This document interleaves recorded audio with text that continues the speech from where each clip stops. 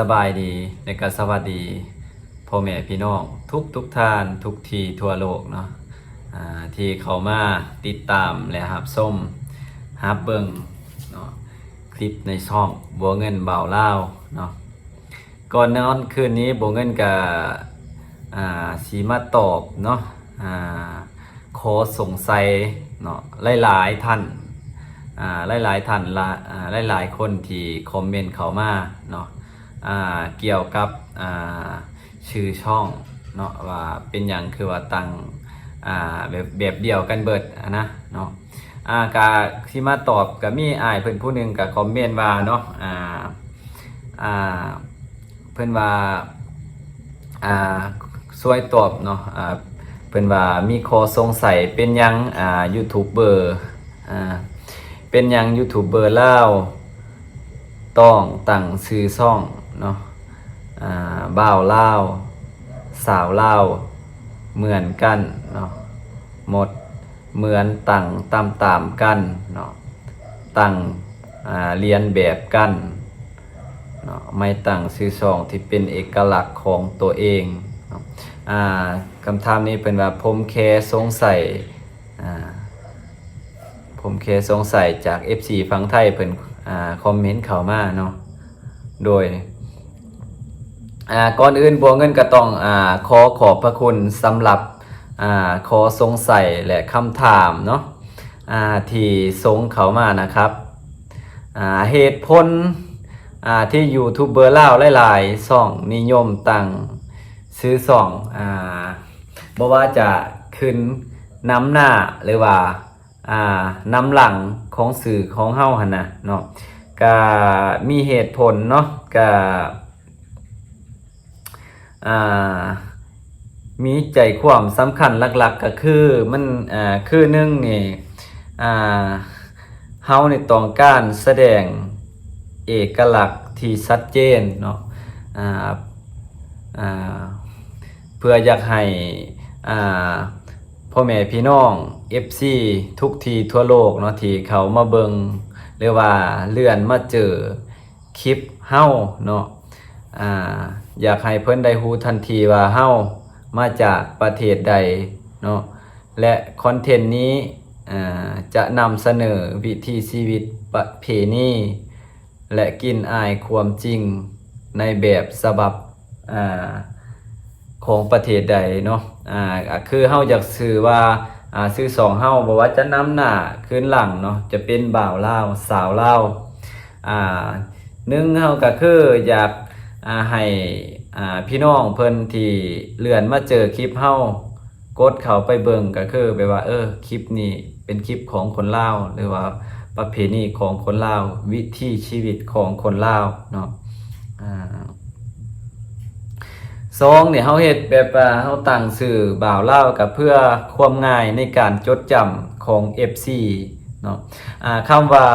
บ่าวหรือสาวมันจะเป็นคำที่เว้าง่ายๆเนาะเป็นคำที่สุภาพฟังแล้วมันก็แบบว่าเป็นกันเองนะพี่น้อง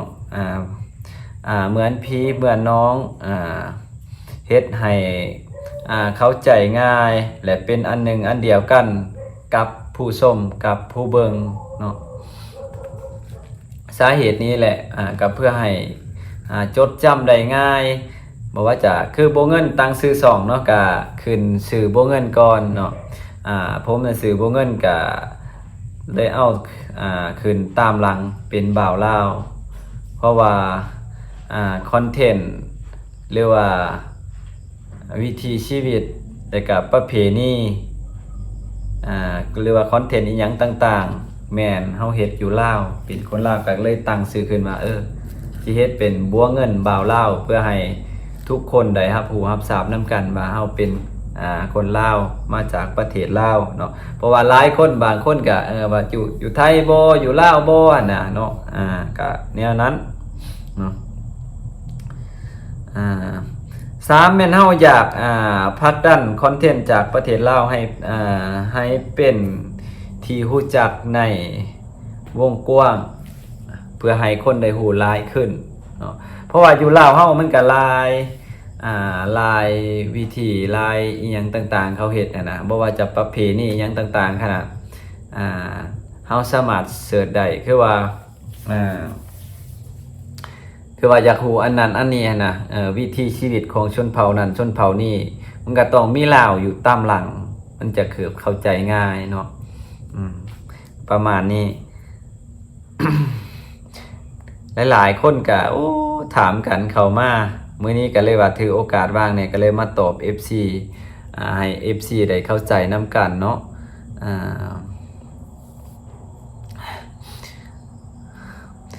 การใส่ชื่อมัน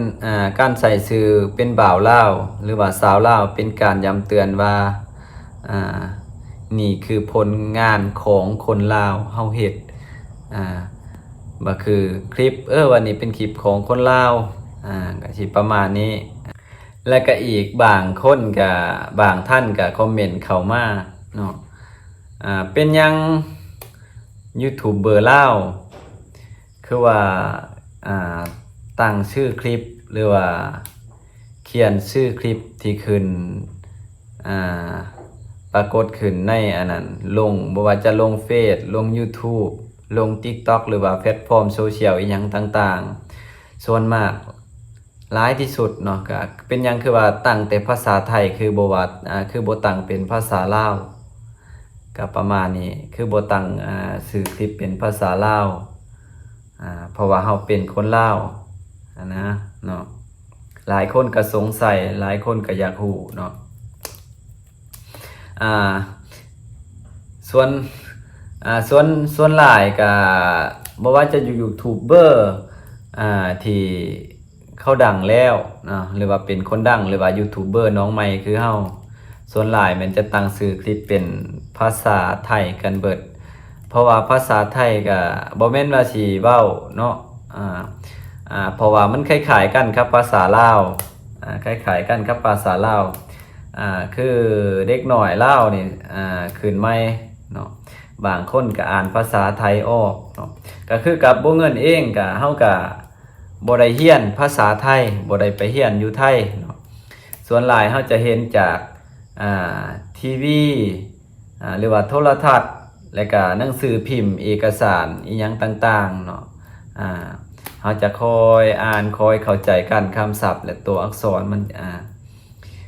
คือว่าที่เฮาเฮ็ดคลิปลงช่อง YouTube ลงเพจลง TikTok แพลตฟอร์มอื่นๆก็ย้อนว่าเฮาลงเพื่อให้ทุกคนทั่วโลกได้เบิ่งได้เข้าใจกันนำกันเนาะเพราะว่าภาษาไทยก็เป็นภาษาหนึ่งที่คนลาวหลายๆคนก็ได้ฮู้จักและก็อ่านออกพอเขียนได้ถ้าว่าเฮาลงคลิปเขียนเป็นภาษาลาวพี่น้องฟังไทยก็บางท่านก็อ่านบ่ออกก็มีก็เลยว่าเขียนภาษาไทยแน่ภาษาลาวแน่ปะปนใส่น้ำกันเนาะก็เฮ็ดให้เข้าใจง่ายแต่ว่าบางท่านก็ว่าบางคลิปเขาคอมเมนต์ว่าคือบ่ใส่ภาษาอังกฤษหรือว่าภาษาสากลภาษาต่างประเทศให้เพราะว่ามีคนทั้งต่างประเทศเขามาเบิ่งเฮาก็อยากใส่อยู่แต่ว่าส่วนหลายมันกำหนดข้อความที่เฮาเขียนมันก็บ่ได้หลายในนั้นเนาะก็สิประมาณนั้นถือว่าคนลาวยุคใหม่นี่ก็ถือว่าหลายเติบอยู่หลายเติบที่เข้าใจและอ่านออกภาษาไทยแต่ว่าก็บ่แน่ใจว่าพี่น้องฟังไทยก็แต่ว่าบางท่านนี่เท่าที่เคยเห็นมาลาวนี่เขาเจ้าอ่านออกภาษาลาวนี่ก็หลายพอสมควรเนาะหลายพอสมควรก็คือกับถ้าลาวเพิ่นมาลาวแบบว่าเข้าประตูอิหยังต่างๆลาวเฮาก็เอิ้นว่าดึงเนาะดึงหรือว่ายู่เข้าแล้วก็ดึงออกจังซี่นะเข้าประตูแต่ว่าฝั่งไทยนะจะเอิ้นว่าพลักบ่จังซี่นะประมาณนั้นมันจะภาษาไทยนี่เฮาฟังเข้าใจพังเข้าใจบัวเงินนี่ฟังเข้าใจแต่ว่าเว้าบ่ได้บ่แม่นว่าบ่อยากเว้าเพราะว่า FC หลายท่านนี่ก็ส่วนหลายมีแต่พี่น้องฟังไทยแล้วก็พี่น้องทางต่างประเทศนำแน่ คนลาวที่อยู่ทั้งต่างประเทศและพี่น้องฝั่งไทยที่อยู่ทั้งต่างประเทศเนาะส่วนหลายเขามาติดตามทางบ้านเฮาส่วนน้อยเขาจะติดตามเนาะ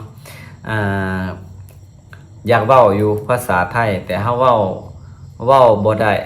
เว้าบ่ม่วนเว้าบ่เพราะก็เลยว่าบ่เว้าแต่ภาษาลาวถามว่าบ่เงินเป็นคนลาวคนลาวเทิงลาวลุ่มหรือว่าลาวสูงบ่เงินเป็นคนชนเผ่าบ่แม่นลาวลุ่มแต่ว่าเป็นคนชนเผ่าอยู่สปป.ลาวแต่เว้าภาษาลาวพอได้อยู่แต่ได้บ่หลายก็สิประมาณนี้ซ้ำที่เว้าณตอนนี้แหละพี่น้องเนาะโดยพี่น้องบางว่าหลายๆท่านก็น่าจะหายขอสงสัยเนาะที่บ่เงินมาตอบและก็ให้หายขอสงสัยในมื้อนี้ก็คือประเด็นหลักๆก็คือเฮาตั้งชื่อช่องเป็นบ่าวลาวสาวลาวหลายๆช่องก็แบบตามๆกันบางท่านก็ว่าเรียนแบบเรียนแบบเนาะก็มีหลายยูทูบเบอร์ลาวนํกันนี่แหละเขาก็บอกว่าเป็นหยังเจ้าคือตั้งชื่อช่องแบบเหมือนกันคือกับหมู่ตั้งชื่อใหม่บ่ได้บ่เนาะก็มีคือกันเขาเจ้ามาถามยูทูบเบอร์กับยูทูบเบอร์เนาะพี่น้องลองให้คำคิดคำเห็นนำแน่เนาะบ่เงินว่าสิตั้งชื่อช่องต่อไปเป็นบ่เงินแนวใดเนาะก็หรือว่าสิตั้งชื่อช่องบ่เงินไลฟ์สไตล์บ่หรือว่าบ่เงินแนวใดเนาะลองพิมพ์คำว่าชื่อช่องเนาะชื่อช่องแล้วก็ต่อด้วยคำท้ายตอนท้ายเนาะหรือว่าตามหลังคือเอาบ่เงินขึ้นก่อนแล้วก็ตอนหลังเนาะสิบ่ใส่สาวละบ่าวลาวก็สิเปลี่ยนเป็นตัวใหม่ว่าใส่แนวใดก็แล้วแต่พี่น้องคอมเมนต์เข้ามาในคลิปนี้เนาะเอาประมาณนั้นแหละพี่น้องคำว่าบ่าวลาวสาวลาวก็คือเฮาอยากสื่อถึงให้พี่น้องทุกที่ทั่วโลกที่เขามาเบิ่งหรือว่าเลื่อนมาเจอคลิปก็คือว่าอยากให้เขาฮู้ว่าคลิปนี้เป็นของคนลาวมาจากประเทศลาววิถีชีวิตประเพณีของคนลาวประมาณนี้พี่น้องเนาะโดยขอขอบใจหลายๆพี่น้องที่เขามาเบิ่งมาชมและก็ละอย่าลืมให้คำคิดคำเห็นด้านลุ่มนี้เด้อพี่น้องเด้อขอขอบใจ